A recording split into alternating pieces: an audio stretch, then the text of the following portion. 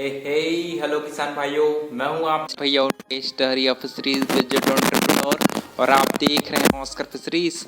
बहुत बार हमारे किसान भाई ये सवाल पूछते हैं कि सर हम अपने मछली पालन में अपने तालाब की तैयारी कैसे करें, अपने पानी को कैसे तैयार करें ताकि हमारी मछलियां बहुत ही कम समय में बहुत अच्छे से ग्रोथ करें और हमको मछली पालन में कम खर्च भी आए।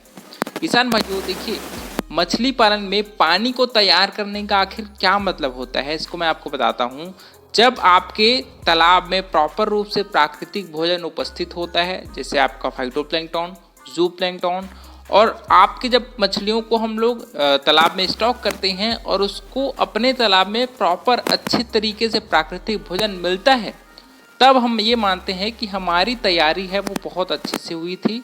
और इसी वजह से बहुत बार इस तालाब की तैयारी का मछली पालन में बहुत गहरा प्रभाव पड़ता है, क्योंकि इससे ये होता है कि आपका जो फीड कॉस्ट है, वो खाने का खर्च है, वो प्राकृतिक भोजन की वजह से, अच्छे पानी की तैयार होने की वजह से आपका जो ओवरऑल प्रोडक्शन कॉस्ट है, जो खर्च है, वो कम आता है।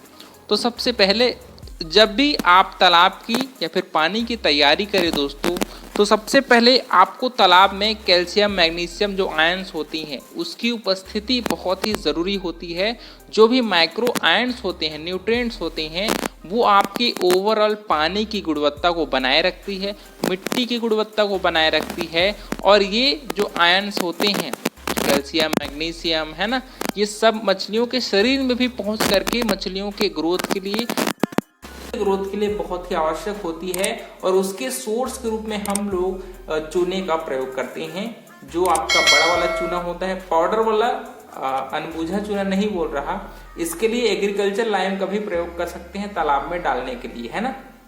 तो तालाब जैसे ही आपकी तैयारी होती है, स्टार्ट करते हैं हम लोग तालाब में चूने का प्रयोग करने से। देखिए, चूना कैल्शियम, मैग्नीशियम आयन का अच्छा सोर्स होता है। इसी वजह से हम लोग तालाब में पर एकड़ लगभग 80 किलो से 100 किलो के बीच में हम लोग तालाब में चूने का प्रयोग करते हैं। लेकिन यहाँ पर एक और चीज आपको ध्यान देना है, आपको अपने मिट्टी और पानी के पीएच को जरूर एक बार आप टेस्ट करवा लीजिए, ताकि अच्छे से 7.5 से 8.5 के बीच में, इस रेंज में अगर आपके पानी मिट्टी का पीएच रेंज है, तो आपकी मछलियों को अलग से एडिशनल कुछ चीजें डालने की जरूरत नहीं पड़ेगी। हाँ, चूना पर किलो आप जो क्वांटिटी मैंने बताई है, अगर इस रेंज में आपका 7.5 से 8.5 के बीच अगर आपकी पीएच है, तो आप चूने की मात्रा को थोड़ा कम कर दीजिए, 50 किलो पर एकड़ कर दीजिए। लेकिन अगर आपका पीएच डाउन होगा तो डेफिनेटली आपको तालाब में चूना का प्रयोग करना होगा। दूसरी बात आती है कि प्राकृतिक भोजन की मात्रा अगर हम तैयार करना चाहते हैं, पानी की कलर को जब हम लोग ग्रीन बनाते हैं, है ना, हरा बनाते हैं, तब उसमें प्राकृतिक भोजन मतलब फाइटोप्लैंक्टन और जूप्लैंक्टन, उसकी मात्रा अच्छे से होती है जब आपका पानी का कलर हरा कलर में होता है, ठीक है। तो पानी को हरा करने के लिए भी हमको तालाब में कुछ ऑर्गेनिक और इनऑर्गेनिक फर्टिलाइजर डालना पड़ता है, जिसको हम लोग उर्वरक बोलते हैं, है ना। तो अगर देखिए, नर्सरी अगर आपका तालाब होगा तो उसमें आप प्लैंक्टन पाउडर जो आता है, अच्छी कंपनी का प्लैंक्टन पाउडर जो आता है ना, प्लैंक्टन बूस्टर हो गया, उसको आप तालाब में डाल सकते हैं अगर आप नर्सरी तालाब तैयारी कर रहे होंगे। लेकिन ग्रो आउट कल्चर के लिए आपको एक ऐसे सॉल्यूशन तैयार करना है जिसमें आपके न्यूट्रिएंट जैसे नाइट्रोजन, फास्फोरस, पोटेशियम, ये सारे जो न्यूट्रिएंट्स हैं, उसी की मदद से तालाब में प्राकृतिक भोजन बनता है, फाइटोप्लैंक्टन और जूप्लैंक्टन बनता है। तो देखिए, अगर हम लोग ऑर्गेनिक फर्टिलाइजर की बात करें तो उसमें आप सरसों खली का प्रयोग कर सकते हैं, राइस ब्रान का प्रयोग कर सकते हैं, काऊ डंग का प्रयोग कर सकते हैं, ठीक है। और वहीं पर इनऑर्गेनिक जो फर्टिलाइजर है, उसमें हम लोग यूज करते हैं आपका DAP, single super phosphate, urea, और बहुत जगह हम लोग मोलासेस का प्रयोग करते हैं, प्रोबायोटिक्स का प्रयोग करते हैं, ठीक है। इसकी अगर क्वांटिटी की बात करें, अगर आप सरसों खली, राइस ब्रान और इनऑर्गेनिक फर्टिलाइजर में आपका डीएपी, यूरिया का अगर प्रयोग करेंगे, तो लगभग 25 किलो सरसों खली, 10 किलो आपकी 15 किलो आपकी राइस ब्रान, उसमें लगभग 15 किलो डीएपी, 5 से 10 किलो यूरिया, ठीक है, और 5 किलो उसमें गुड़ डाल दीजिए, और लगभग 500 ग्राम उसमें प्रोबायोटिक पाउडर डाल दीजिए। ठीक है। और थोड़ी मात्रा में अगर चाहेंगे तो गुड़ आपको डालना ही है 5 किलो। इन सभी को आपको 2 दिन तक अच्छे से गड्ढे में सड़ाना है, फिर आप अपने तालाब में इसको फर्टिलाइजर करके डाल सकते हैं।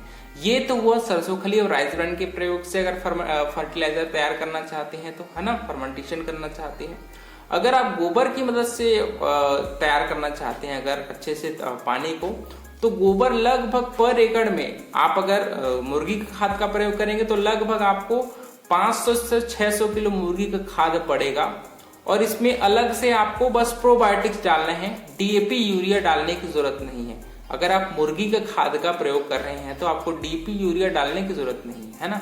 लेकिन अगर आप गाय के गोबर का प्रयोग कर रहे हैं तो उसके लिए आपको लगभग 800 किलो गोबर का प्रयोग करना पड़ेगा। उसमें आपको लगभग 15 किलो आपको डीएपी, 10 किलो यूरिया और आपकी 500 ग्राम उसमें प्रोबायोटिक्स और 5 किलो उसमें गुड़, इन सभी को आपको एक गड्ढा बनाना है।